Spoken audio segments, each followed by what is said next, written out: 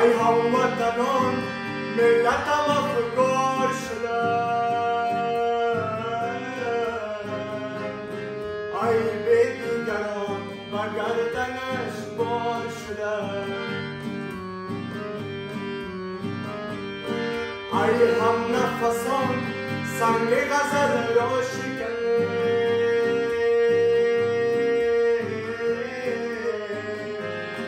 خاکی وطنم ز مرده بیزار شده.